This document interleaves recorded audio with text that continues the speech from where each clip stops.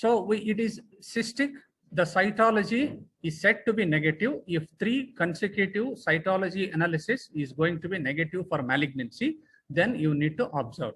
If it is a solid on ultrasound or it is a complex nodule, means there is a component of solid as well as a cystic component, those nodules are called as complex nodules, then we need to have a USG guided FNEC done. If FNEC is malignancy or suspicious of malignancy, which I have depicted FNEC report in the previous class, then straightway patient needs to undergo surgery. If it is an indeterminate or if the FNEC is benign, then you can follow up the patient depending on the other features and size of a nodule.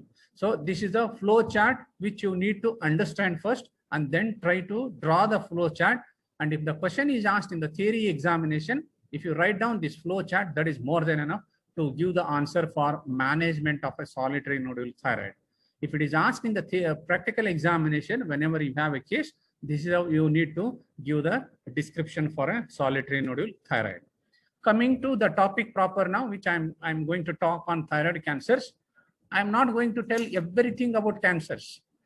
It is only the overview, what is required for the undergraduates, so that you will be able to face both theory examination and practical examinations. This is the classification, what is being done for thyroid cancers. Please remember, thyroid has got few cells.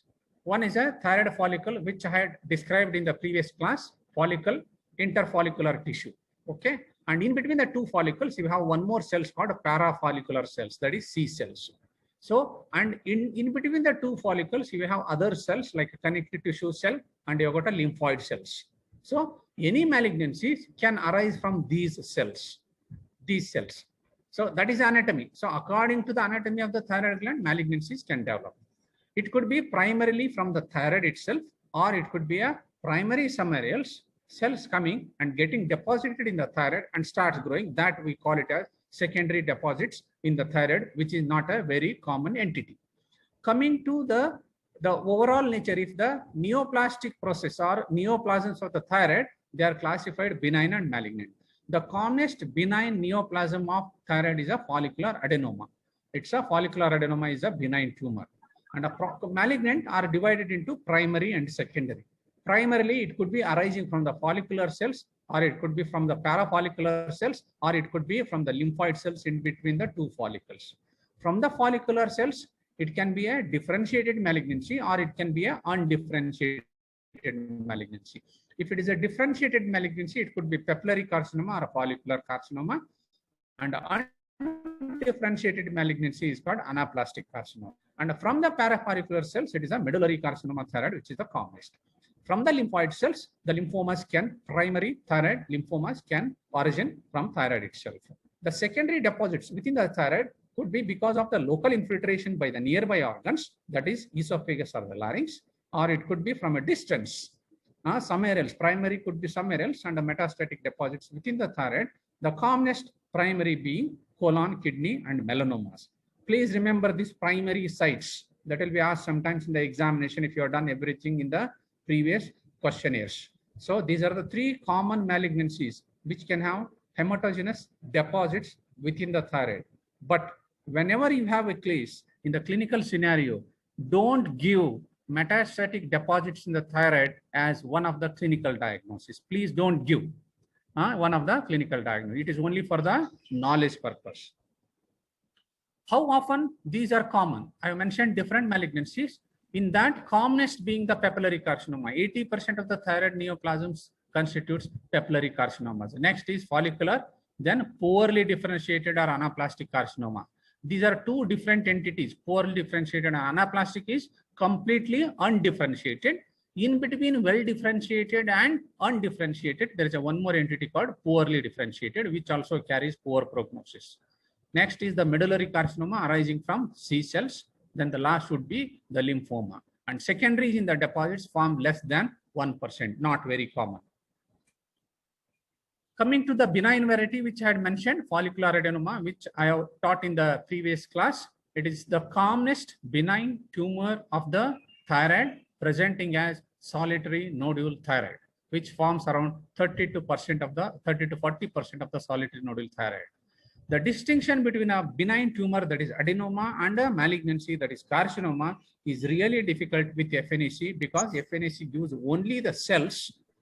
For the differentiation of these two entities, what we need is the basal cell layer, which we will find out whether it is invaded or not. If the basal epithelium is invaded, if the vascular invasion is there, that we label it as malignancy, that is carcinoma. If there is no invasion, that we label that as a adenoma. So FNAC will not be able to differentiate. That is a drawback of FNAC in thyroid lesions. This is how the adenoma looks like. This is the specimen wherein there is a lesion within the lobe. This is a lobectomy specimen. So this is the tumor all around and a well-defined lesion. And this will be depicted on ultrasound as hypoechoic lesion on ultrasound.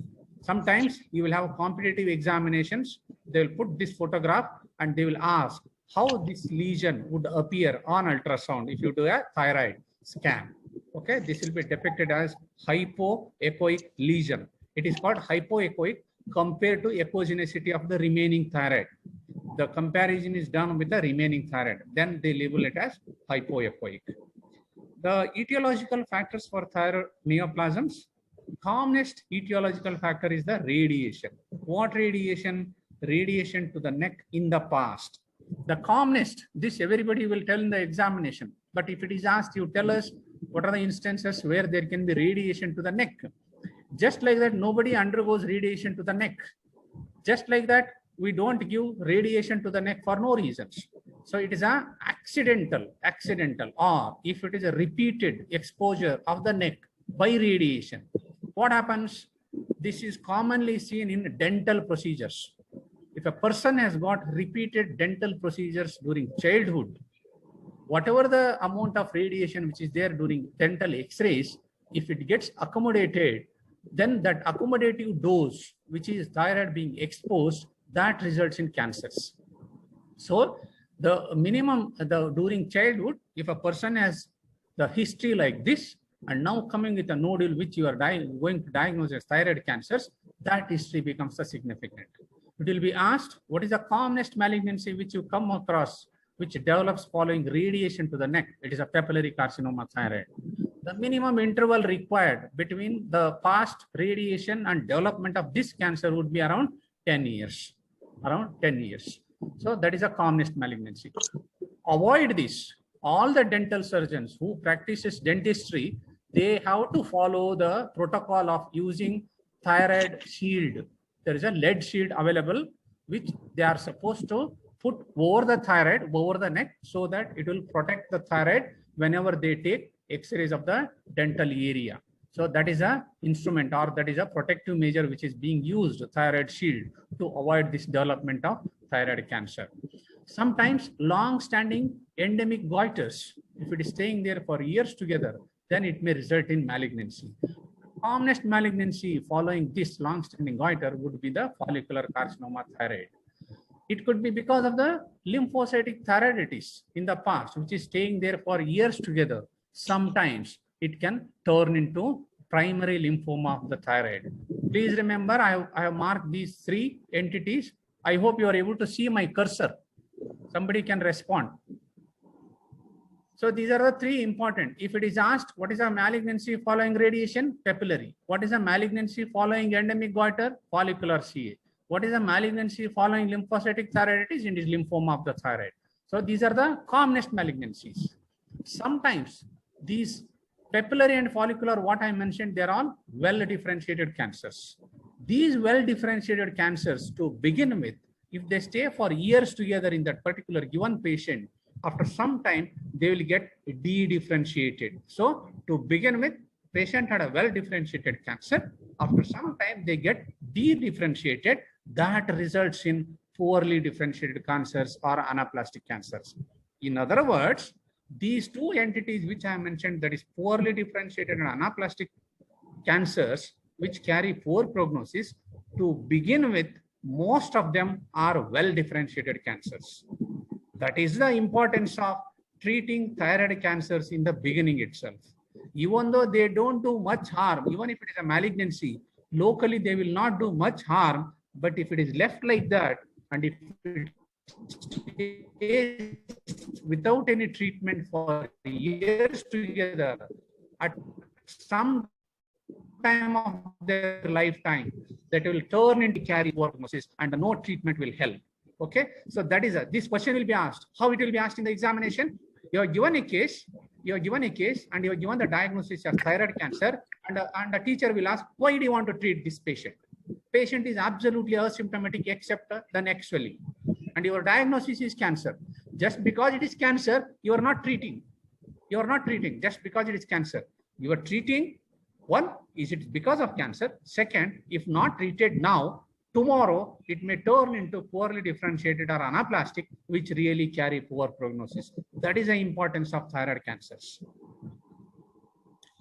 These are few photographs which I have kept.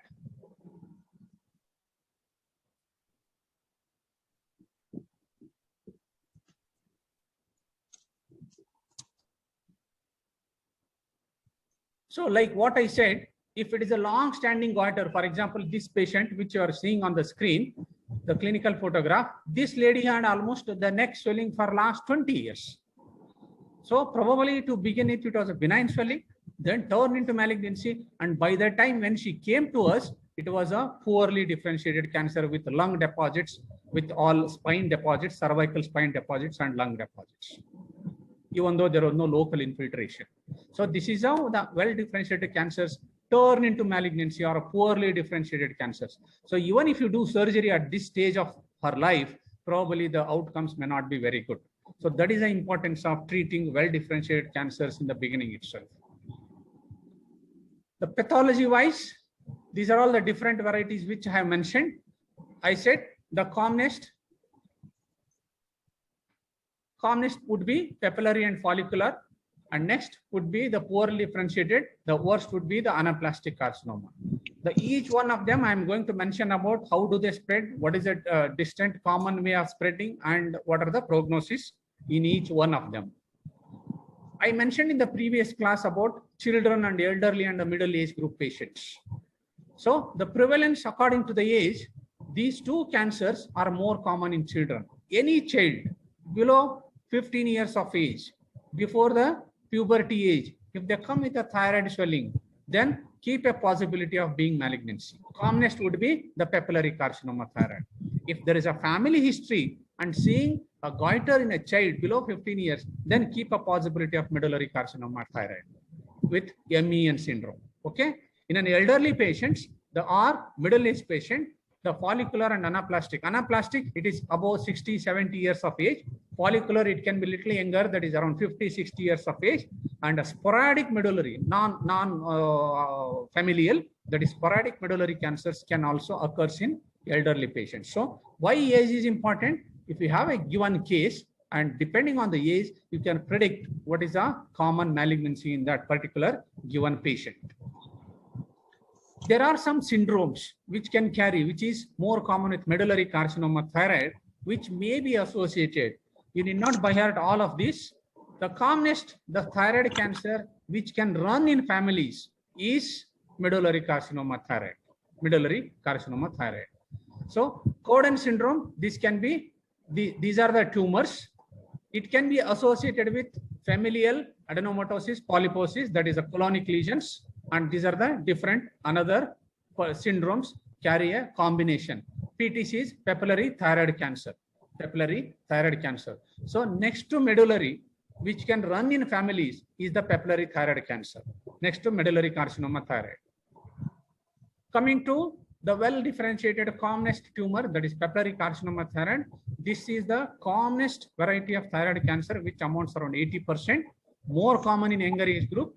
It is known for a lymphatic spread. It spreads by lymphatics. That is why neck node examination is the utmost important clinical examination whenever you have a suspicion of thyroid cancer. 40% of tumor can have occult metastasis in cervical lymph node. Even if the clinical examination is N0, then there can be hidden deposits in the neck node, which may manifest after some time after treating for the primary in the thyroid. This carries an excellent prognosis. Even if the patient has got small deposits in the node, doing a surgery on thyroid carries a better prognosis because those nodal deposits can be managed with I-131 ablation. If the tumor in the resected tumor, if it is less than 1 centimeter size, that type of papillary cancers are called micropapillary cancers. Abhishek, how to take away this top screen? This one. It will go to next.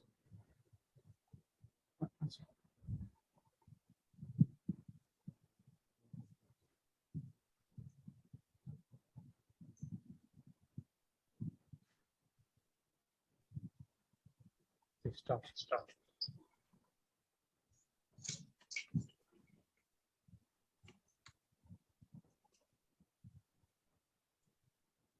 Coming to follicular cancers, this is the second common thyroid cancer, which I have mentioned in the table. The commonest long-standing goiters can turn into follicular cancers. If you have a clinical case of multinodular goiter, question will be asked, if it is left like that without any treatment, what is the commonest cancer person can develop after 10 years? That is follicular cancer. It is known for hematogenous spread by blood spread, and it carries poor prognosis compared to papillary carcinoma. Definitely well-differentiated cancers overall carry better prognosis. If you compare between papillary and follicular, papillary carries better prognosis versus follicular. Follicular carries better prognosis versus anaplastic cancer. Then Hürthle cell is a variant of follicular cancer which carries poor prognosis. It's not moving along. Open line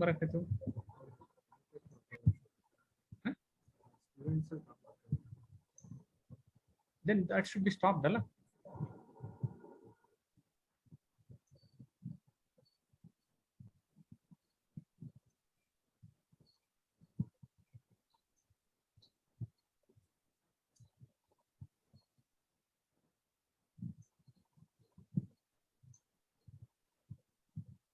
Okay, so it will be asked Hürthle, or you can have in the competitive examination, Hürthle cell variant is seen in, it is seen in follicular cancers. So any Hürthle cells on histological examination, we should treat aggressively. These are few photographs showing follicular cancer with deposits. You can see this lady, there is a nodule here and with the orbital deposit, these two patients. So these are deposits in the orbit. This is deposit in the skull bone over the frontal area. These deposits in the skull, whenever you have a follicular cancer in the thyroid, they are pulsatile. So during your clinical examination, you need to highlight that there is a pulsatile swelling over the skull, indicating that probably there is a deposit from thyroid. What is a commonest malignancy? It is a follicular cancer. Okay. So this is also X-ray showing the lesions, osteolytic lesions in the skull with thyroid cancer. This is also one of the follicular cancer with a deposit in the humerus.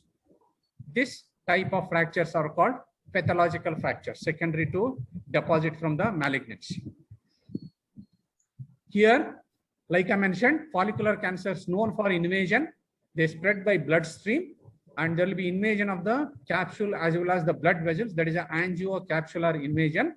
Even it can spread into the lungs or bone or into the liver. And there are some cases of follicular cancer which may spread into the lymph nodes also. Like I mentioned, Hürthle cell forms one of the variant of follicular cancer. These carry very poor prognosis. They arise from Purkinje cells, which are there in the follicles, thyroid follicles.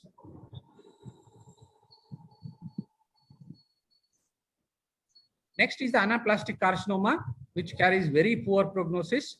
This could be because of de-differentiation of a differentiated thyroid cancer, and it can present with a local invasion, invading larynx or esophagus, causing stridor or change in the voice or dysphagia, or it can be a multiple systemic deposits in the lung, liver, or bone.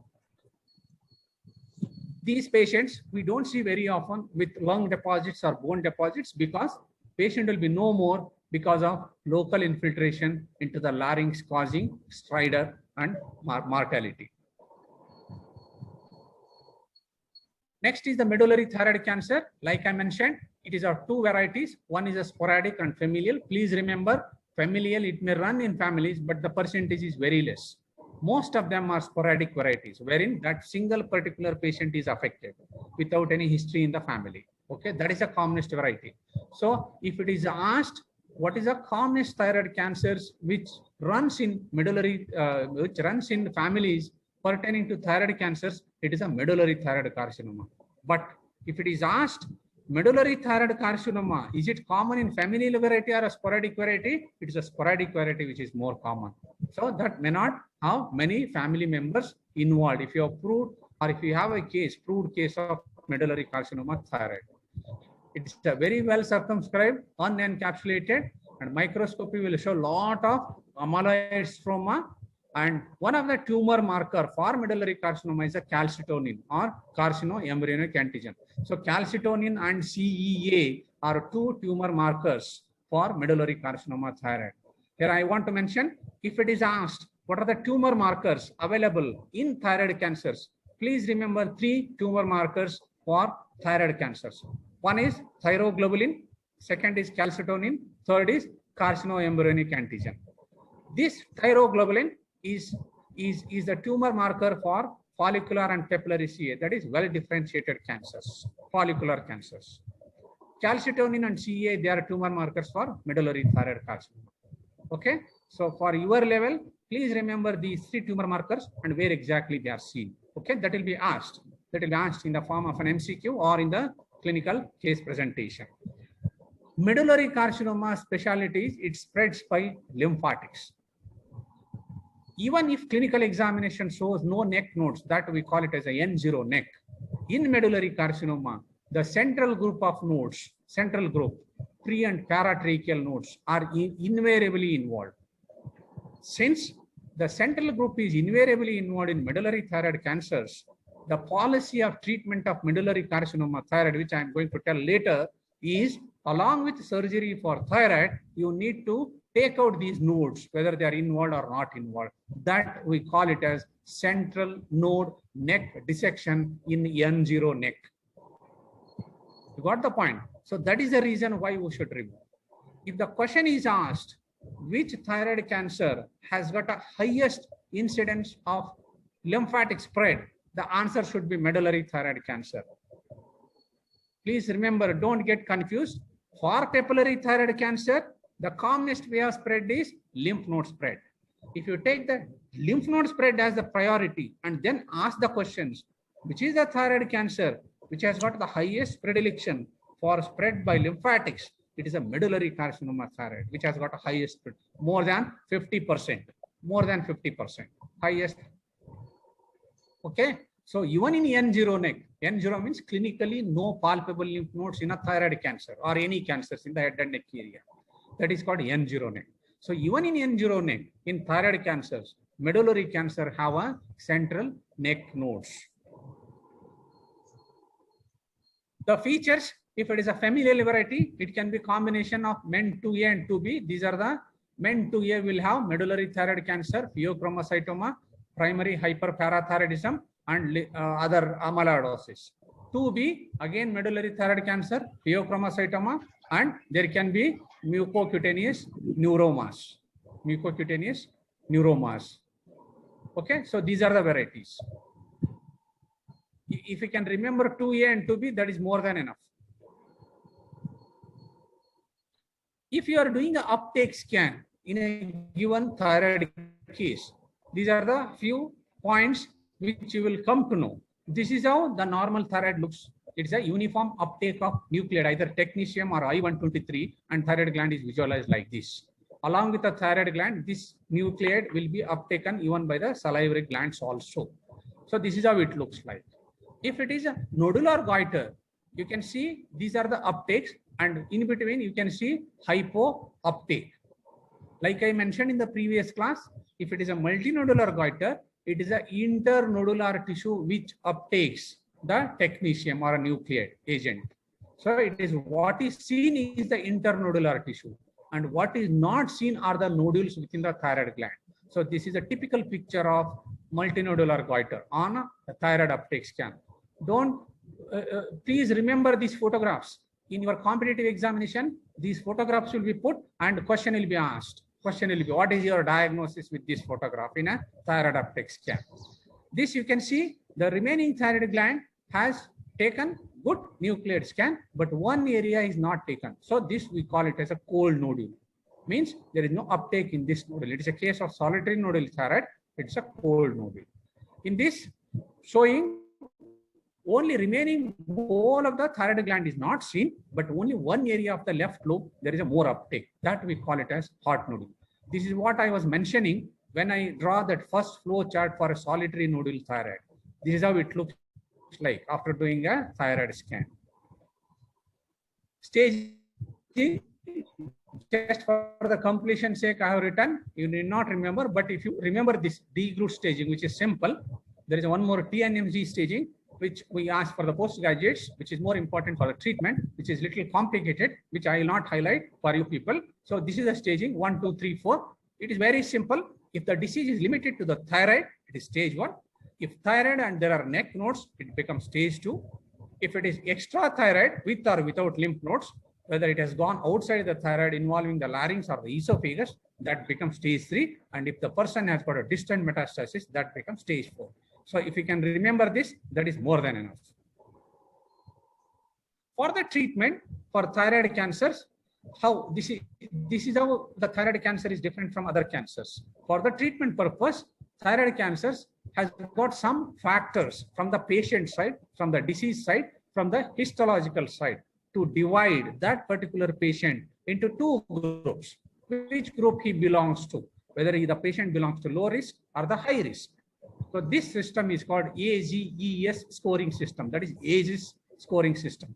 Even though it is little difficult, if few of you can remember, it is excellent. Please remember, A stands for age of the patient, G stands for grade of the tumor, E stands for extrathyroid invasion of the lesion, and S stands for size of the lesion. Okay. So depending on that, that particular patient is divided into two groups so that you can decide the further treatment and the prognosis. Here the age criteria is 40 years, less or more than 40 years. Okay, so this is how it is there. There is one more criteria called MACIS scoring system, MACIS. M stands for metastasis of the disease. Are there any distant metastasis? A stands for the age of the patient. C stands for completeness of surgery. If the person, this scoring system, it is after surgery. Person has undergone surgery, then you are putting the scoring system. This is before surgery. This AGES criteria or AGES scoring system is a before surgery. Okay, completeness. What did they remove whole of the gland or did they remove only half of the gland? Then E for extrathyroid invasion. I for invasion, the S for size. So if you remember these AGES and MACIS to decide prognosis and to put the patient into low risk and high risk, that is more than enough. Just to highlight 3 important points pertaining to this, lymph node involvement does not alter the prognosis of papillary carcinoma thyroid. Even though I said papillary carcinoma spreads to the lymphatic, but prognosis or survival, 5-year survival rate for that particular patient is not decided on lymph node spread, on lymph nodes. In other words, having a lymph node spread in thyroid cancer doesn't alter the survival of the patient. Okay. So all scoring system categorize the patient as high risk. It is high risk means high risk of death. Okay. See the years after the diagnosis, it is 20 years. Why? Because thyroid cancers are overall, except it is anaplastic, the well-differentiated thyroid cancers carry a better prognosis. That is why we calculate the survival for 20 years, not for 5 years or 10 years, for 20 years. Low risk is achieved by complete clearance of macroscopic tumor during the first surgery. That is why even if the patient has got a small solitary nodule, which has been proved as papillary carcinoma, if you can do a good first surgery, patient will do very well. That is why the first surgery is the best surgery what we can give option for that affected patient. Treatment, the main the modality of treatment for thyroid cancers is a surgical treatment. Only the question is whether you are going to remove the only one of the lobe, both the lobes, with lymph node dissection or without lymph node dissection. So these are all the options. Okay. If the tumor is less than 1 centimeter and it is papillary carcinoma thyroid, then only hemithyroidectomy or lobectomy will suffice, which I have mentioned in the previous class. Otherwise, any other well-differentiated cancers, the minimum treatment, this will be asked, what is the minimum treatment you can do for thyroid cancers? The minimum treatment offered for any thyroid well-differentiated cancers is total thyroidectomy. With, if there are lymph nodes in the neck during the presentation or when you examine the patient, it should be associated with removing those particular nodes which are involved. That is called involved neck dissection or a modified neck dissection. We don't do radical neck dissection for thyroid cancers. So don't mention R&D for thyroid cancers. It has to be a modified neck dissection. What is it? What are the types? Not required for you people. But if it is asked, what is MND? We are going to save, we are going to preserve some structures in the neck, and we will take out the affected lymph nodes and the lymphatics. What are the structures we are going to preserve? It is interjugular vein, sternocleidomastoid, and accessory nerve. So if you can remember these three structures, by preserving all of them or by preserving few of them, 1 or 2, 3, okay, few of them, that amounts to modified neck dissection. But we are going to remove all of the lymph nodes which are involved in that group and the lymphatics. So that amounts to MND. This point, if it is asked, these thyroid cancers, well-differentiated thyroid cancers, doesn't involve all of the neck nodes. Level 1 to level 6, they don't involve. The commonest group, the neck node which is being involved in thyroid cancers, if it is asked, it is a level 3 and level 4. That is middle deep cervical and lower deep cervical. That amounts to level 3 and level 4. Okay. Please, I will mention 2 points here. One, if it is asked, what are the commonest lymph nodes which are involved in thyroid cancers? The answer should be pretracheal and paratracheal. That is the Delphian nodes, which are not clinically palpated. If it is asked, what are the neck nodes which are clinically detected in thyroid cancer and a commonest group? It is a level 3. Level 3, that is a middle deep cervical nodes. So level 3 and level 4 are the commonest which can be detected clinically. Pathologically, the commonly involved nodes in thyroid cancers are in the central group, pretracheal and paratracheal.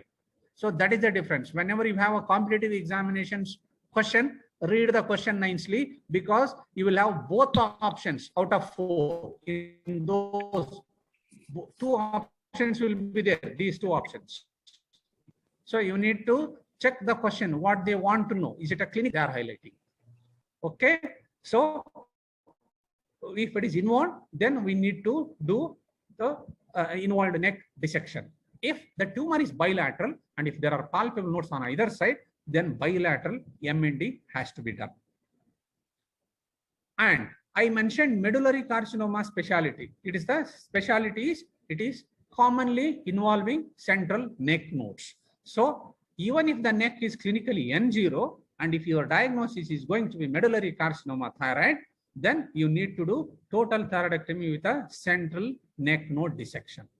Okay. So if the question is, what is the neck dissection performed in N0 neck in thyroid cancers? If it is a well-differentiated cancer, we are not doing any neck dissection. It is only the observation. If it is a medullary carcinoma thyroid, the primary pathology in the thyroid, the dissection is a central neck dissection along with total thyroidectomy. Then once you do a surgical treatment for these tumors, that doesn't end there in thyroid cancer. Please remember, thyroid cancer is one of the curable malignancies, provided one has managed them nicely.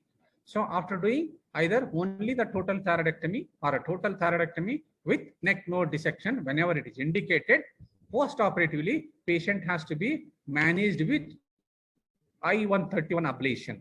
Means what? Thyroid cells have got a peculiarity of I-131 uptake. So whenever you have cells, thyroid cells, anywhere in the body, if you give this I-131, it will be taken up by these thyroid cells all over the body. And since it is a radioactive element, once it goes into the cell, it will destroy that cell. So initially it makes the cells more prone to take up that inside like a poison, and then it ablates, it destroys those cells. On one condition, whenever your plan is to do this, there should not be any normally functioning thyroid in the neck, because more predilection for this radioactive I-131 is to the thyroid first. If there is a normally functioning thyroid in the neck, and if you want to ablate these distant deposits, they will not uptake. They will not take that, because whatever you have given, it is taken up by the thyroid itself first.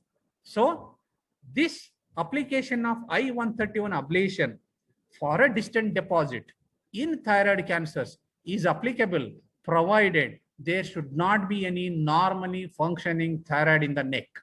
Means you should do total thyroidectomy first, take out whatever the maximum the disease in the neck in the form of neck nodal dissection, and then submit the patient for ablation by I-131 later. And this will be done usually about 4 to 6 weeks after thyroid surgery without giving any thyroid supplementation. In the sense, whenever your plan is to do I-131 scan and then ablate, patient should have raised TSH levels. In the sense, patient should have a hypothyroid status. The TSH should be very high. The minimum TSH required or ideal TSH required to have I-131 scanning and ablation is 30 international units. This also will be asked in your competitive examinations. So the ideal TSH levels, whenever you submit the patient for I-131 ablation after doing surgery, is 30 international units. So that will be achieved after surgery by not giving supplementation after doing surgery, that is in the form of thyroxine. It is achieved after 4 to 6 weeks. So if you have done surgery today, after 4 to 6 weeks, get a TSH done. If TSH is more than or 30 or more international units, then submit the patient for I-131 ablation, so that the radionuclide agent which you are given, which will go wherever there is a residual in the neck or in the lymph nodes or in the bone or in the lung or in the brain, wherever the tissue is there, it will go there, sit there and cause destruction. So that we call it as I-131 ablation for thyroid cancers. I think I have made it very clear for undergraduate level. Okay, you will have 2-3 questions on this whatever I have highlighted now in your competitive examinations. Once this has been done, then because you have removed whole of the thyroid and there is no functioning thyroid tissue in the body, you need to give thyroid supplementation. So here, like I mentioned in the previous class, thyroid tissue for its growth and for secretion of thyroxine hormone exclusively depends on TSH levels. Okay, TSH is really required to grow the growth of the follicular cells and for secretion of thyroxine. Here we are talking about thyroid cancers, and we have done a surgery, we have done everything. Now, even if there is a residual tumor anywhere in the body, even if it is a small cell, that small cell depends on TSH for its growth. So in the after treatment of all this, if the person has got raised TSH for a long time, and wherever those cells are sitting, because of the increased TSH, they will start growing. So to prevent this, we need to give this supplementation of thyroxine so that the TSH will be suppressed. There is no increased TSH level, so that the tumor cells, wherever they are sitting, they will not get stimulated. The amount of thyroxine which is given with the intention of suppressing TSH so that the tumor cells will not grow, that we call it as suppressive thyroid supplementation. Means the dose should be so much that it should suppress TSH levels. It should not be, it should be almost 0.1 international units. It should not be high levels. So that we call it a suppressive thyroid supplementation. So on an average, the amount of thyroxine required in an adult patient to keep that TSH suppressed is around 250 to 300 micrograms. Please remember micrograms. Micrograms. So that is a per day, 250 to 300 micrograms per day. Then if the disease is involving the trachea, then one has to do local resections in the form of tracheal resections. Please remember, 2 rings of the trachea can be easily resected and anastomosed if the tumor is infiltrating into the trachea. Okay, up to 2 rings. And in the examination, in the competitive examination, you may have some question. What is the maximum number of tracheal rings which can be resected and you can do end-to-end anastomosis of the trachea? It is up to 6 rings. Up to 6 rings. So ideally 2 rings, because the isthmus, the thyroid isthmus, it is occupying 2nd to 4th. Maximum 3 rings it is occupying. Okay. So that is why I said 2 rings can be easily resected anastomos. What is the maximum number of rings which can be resected and do end-to-end anastomosis for the trachea in case of thyroid cancers? It is maximum up to 6 rings. So these are the few theoretically the indications, but any cancer, any thyroid cancer, the ideal treatment would be total thyroidectomy. The prognosis is decided depending on what is the thyroid cancer. Are you dealing with papillary, follicular, or medullary? So this is just for the completion sake I have put, that is depending on the stage. Every tumor has got a good prognosis. Okay. So only in medullary, if it is a stage 4 disease, that is distant metastasis, 28%. One point I want to highlight: medullary cancers are not sensitive for I-131 ablation. Again, this will be asked in the examination. Medullary cancer, what I said, I-131 ablation, it is for 2 well-differentiated cancers, that is papillary and follicular. If the histology is medullary cancer, then I-131 ablation is ineffective, because the medullary cancer cells, that is the parafollicular cells, will not do a uptake of this nuclear agent, that is I-131. They will not take up I-131. So they cannot be destroyed. Hence, the best and the only modality of treatment for medullary cancers is good surgery in the beginning itself. That is total thyroidectomy with central neck node dissection. If it is clinically N0 neck, if it is clinically N1 neck or N plus neck, where there are nodes involved, it is a total thyroidectomy with involved neck dissection or a modified neck dissection. That should be the best option for medullary thyroid cancers. That is why overall, if you decide the prognosis, the poor prognosis is medullary among 3, that is papillary, follicular, and medullary. If it is asked poorest prognosis in thyroid cancers, it is anaplastic cancer which carries the poorest prognosis. So this is for the prognosis. So this is in short for undergraduates what is required in relation with thyroid cancers. Okay. If you have a clinical scenario where you have a case and you are diagnosed as thyroid cancer, you have to, depending on whether it is unilobar disease or a bilobar disease, means the patient has presented as solitary nodal thyroid or a patient has presented as a multinodal orchitis. You have to decide. Okay.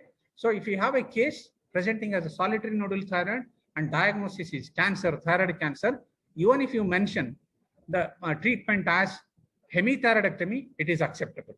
But the best treatment would be total thyroidectomy. If it is a MNG and diagnosed as thyroid cancer, mention as total thyroidectomy. Mention as total thyroidectomy. Okay. And once you talk about all this, the next questions on that would be, what are the complications associated? The The commonest complication is, the first is injury to the recurrent laryngeal nerve. It is more whenever you do total thyroidectomy with neck dissection. The next would be hypoparathyroidism, that is hypocalcemia, development of post-operative hypocalcemia. So that is also whenever we plan our total thyroidectomy with neck dissection, either a central neck dissection or the lateral neck dissection, that is called involved neck or a lateral neck dissection, the incidence of even hypoparathyroidism is very high. Hypoparathyroidism is very high. So, and other complications which they have mentioned in the book, you should know all those, like bleeding, the scar formation, all those non-specific, but these are the two important complications. After doing surgery for this, after doing surgery to the primary in the thyroid and the lymph nodes, then during follow-up, you need to follow up with tumor markers. If you have treated a case of follicular CA or papillary CA, that is well differentiated cancers, follow-up is done by means of TG levels, that is thyroglobulin levels. So if a person develops increased thyroglobulin levels during follow-up, indicates that probably the patient has developed a distant metastasis. So if you are diagnosed by measuring TG levels that patient has got a distant metastasis, the next test should be, you should do a I-131 uptake scan. So wherever there are tumor cells, there will be increased uptake of this nuclear agent.